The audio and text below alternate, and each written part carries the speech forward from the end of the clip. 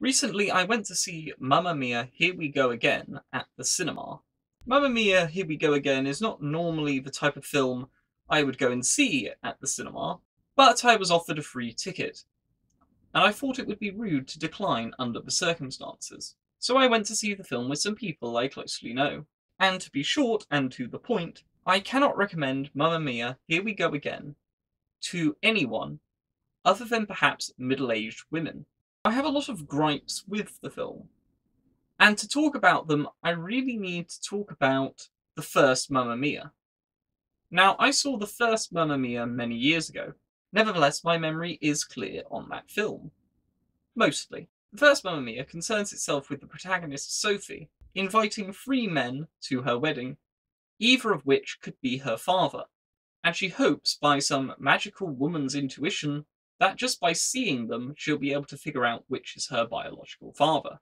At the end of the film, she does not figure this out, and a DNA test would have been a more reliable method. Mamma Mia's appeal comes primarily from its character drama, which is created by having three exes of the protagonist's mother present just before her daughter's wedding. And although Mamma Mia the film is not a great example of a plot-driven film, it nevertheless has a plot. Certain actions within the film actually cause other actions to take place. So that is actually something for the audience to follow. And I'd be happy to say that Mamma Mia is a feel-good comedy film. Mamma Mia, Here We Go Again, on the other hand, doesn't really have a plot.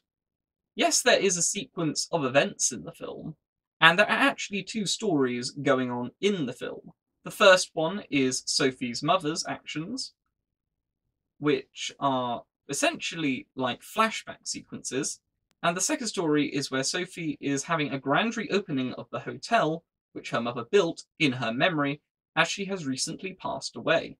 Nevertheless, despite the fact that both stories are a sequence of events, they are barely connected and could be arranged in almost any order and you'd still have the same film, roughly speaking. There isn't any character drama, and essentially there is no conflict in the film. In Sophie's mother's story, there is some conflict, but it's a conflict we're already aware of.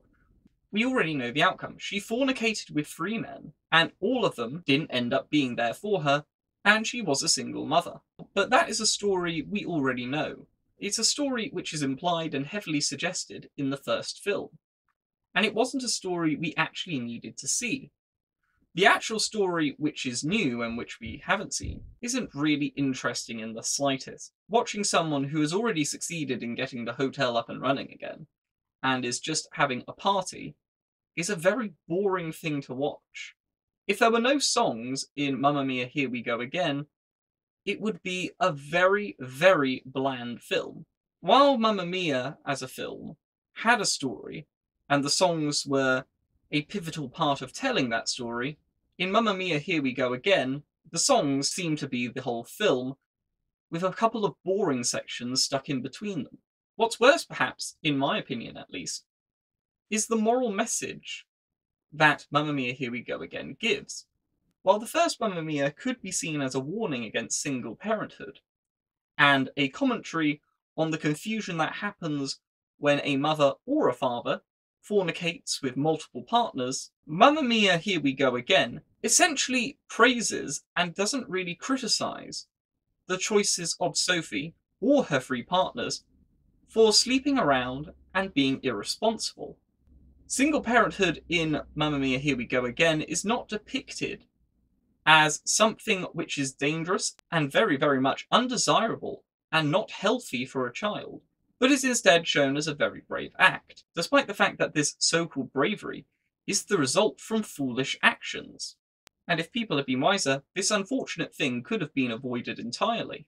As of such, I would argue that Mamma Mia, Here We Go Again is definitely more hedonistic than the first Mamma Mia.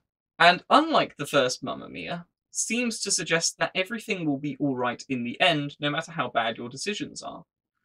While that is a nice thought, I think that the truth is probably less pleasant.